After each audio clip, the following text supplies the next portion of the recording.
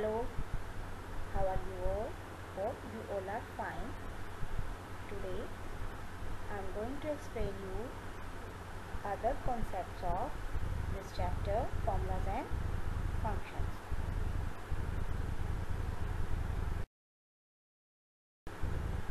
Look, the first topic is how to insert new sheet. New sheets कैसे insert करते हैं. Okay.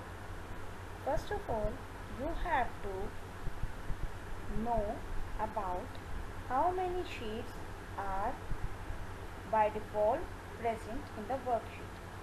There are sometimes only one worksheet and sometimes 3 worksheets available on your worksheet. जैसे आप देख सकते हैं in both the pictures, sheet 1 and in the second picture, sheet 1, sheet 2, sheet 3. Only 3 sheets, and in this picture only one sheet is available. It depends upon the version of your office. We can add as many as sheets by just clicking on this plus sign or by just clicking on this page present on the second picture. Okay, you have to just click on this plus symbol or this sheet tab to add more and more sheets. Is it clear to you? Next is how to rename a worksheet. Okay, it is very much important to rename a worksheet.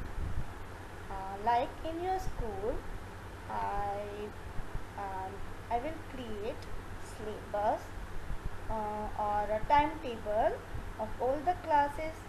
So I have to rename each and every worksheet for my convenience. Like sheet 1 को मैंने नाम दे दिया first lotus, sheet 2 को नाम दे दिया first sunflower and sheet 3 is first tulip. So how can I do this? Just right click on the sheet 1 tab और double click कर सकते हो या राइट क्लिक कर सकते हो. Then click on rename option. Rename option को select करना है and try to type a new name. Give a new name to your worksheet. ठीक है, देन प्रेस एंटर की.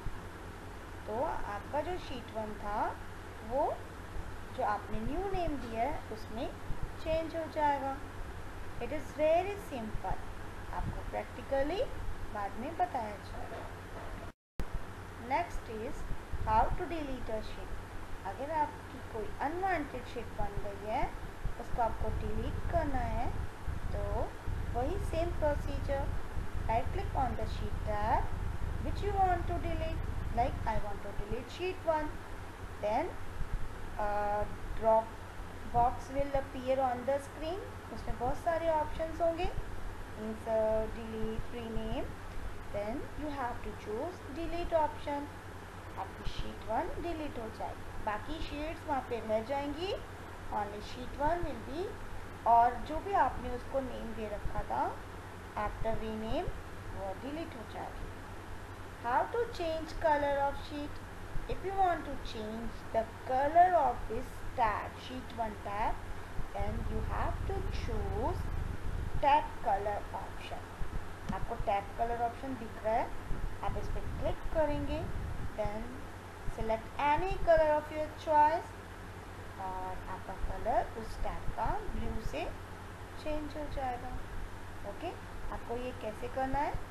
जो भी आपका शीट 1 है, शीट 2 है, जिसको भी आपको चेंज करना है, you have to right click. Right click में बहुत सारे ऑप्शन आते हैं.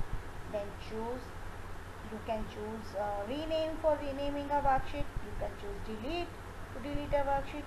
You can choose tab colour option और you can choose insert option to insert more worksheets.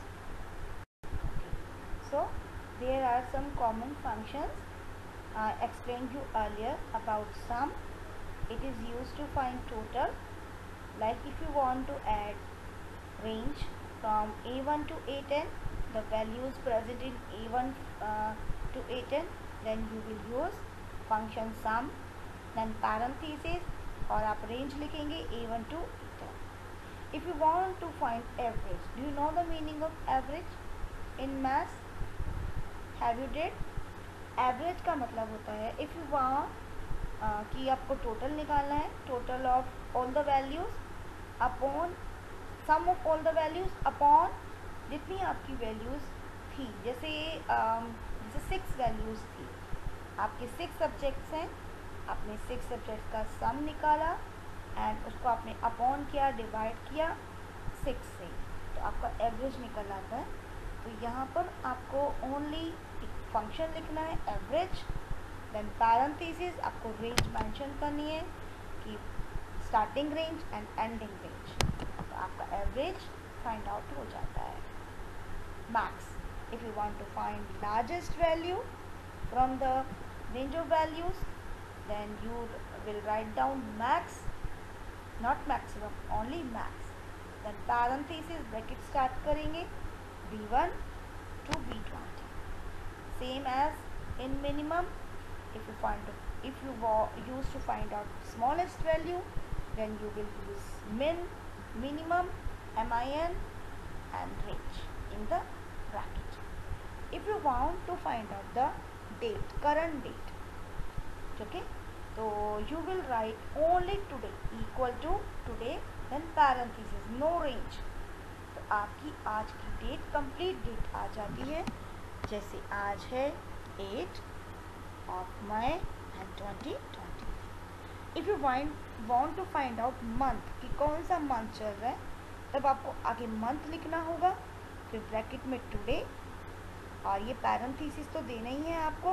Then again आगे वाला पैरेंथेसिस आपको फिर से क्लोज करना होगा. If you want to find out year, current year क्या चल रहा है, देन सेम ईयर लिखेंगे, पैरेंथेसिस टुडे, फिर अगेन आपको पैरेंथेसिस देना है without range and parenthesis close करना, ब्रैकेट क्लोज करना. If you want to find out day, कौन सा डे है, again repeat the function day, parenthesis start करेंगे today, close the parenthesis and then again close the parenthesis जो आपने starting में लिखा था. These are some functions mainly used in class 7. Then, in the last session, in the last video, I explained you about some references. There are 3 types of references: relative cell reference, absolute cell reference, and mixed cell reference. In this picture, there are 3 types of reference with examples. I will going to explain you one by one. Relative cell reference मैंने आपको पहले बताया था, जैसे simple आपको कोई multiply करना है और प्लस करना है और डिवाइड करना है, तो आप जो भी फार्मूलाज मेंशन करते हो, आप वन टाइम फार्मूला वो लिखते हो, then you will copy the formula. बाकी वैल्यूज़ के लिए आपको वो formula again and again copyright लिखना नहीं पड़ता, कॉपी करते हो आप खाली उसको, और पेस्ट करने से आपके बाकी सारे आंसर्स डिस्प्ले हो जाते हैं. ठीक है, जैसे क्या किया आपने, ये पे जो कॉपी किया है D10, इस D10 को, D10 में वैल्यू है क्रोसिन 144, आप उसकी मल्टीप्लाई कर रहे हैं E10 की वैल्यू यानी 55 से. आपने कॉलम में लिखा था, अब आपको अगेन डोलो का भी निकालना है आंसर, तो you no need to write down the formula again and again, you just copy it and paste on डोलो की जो रो है F11 में आप उस पर क्लिक करेंगे और पेस्ट कर देंगे, तो आपका फॉर्मूला ऑटोमेटिकली क्या हो जाएगा, वो D11 मल्टीप्लाई E11 हो जाएगा. ठीक है, अब अगर कैलपॉल के लिए निकालना है, जब कॉपी करेंगे इस फार्मूला को, यहाँ पेस्ट करेंगे, पेस्ट करने से ही आपका वो D12 मल्टीप्लाई E12 हो जाएगा. तो this is called relative reference. ये मैंने आपको लास्ट वीडियो में प्रैक्टिकली करना भी सिखाया था. You can watch it from that video. Okay, next is absolute cell reference. Absolute cell reference में क्या होता है कि आप जब कॉपी करते हो तो आपका एड्रेस चेंज नहीं होता।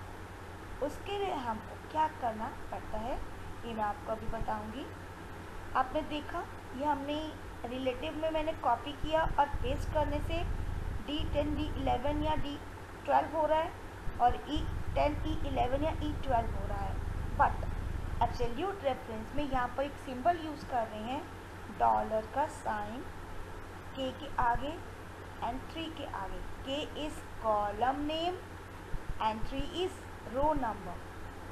जब आप when you will use dollar symbol, dollar sign before column name और before row name number, then वो चेंज नहीं होता कॉपी करने पर, ये आपका K3 ही रहता है। That means when you copy this formula, अगर किसी और सेल में ये कॉपी करते हो तो 16 16 रहेगा, मल्टीप्लाई ये आपका K3 ही रहेगा, ये K4 नहीं होगा, and plus 16। I will explain you this by doing practical in next video. Again is mixed cell reference. Mixed cell reference में आप जैसे आपने देखा कि यहाँ पर सिर्फ कॉलम के आगे डॉलर लगा रखा है और जो नेक्स्ट आपका ई वाली टर्म है, ई वाला सेल है, उसमें रो के आगे लगा रखा है। बट इन एब्सोल्यूट रेफरेंस के एग्जांपल में आपने एक ही सेल में दोनों डॉलर लगाए थे, यहाँ आपने अलग अलग डॉलर, एक में कॉलम के आगे और एक में रो के आगे लगाया है। जब आप ऐसे डॉलर यूज़ करते हैं तब इसको हम मिक्स सेल रेफरेंस कहते हैं।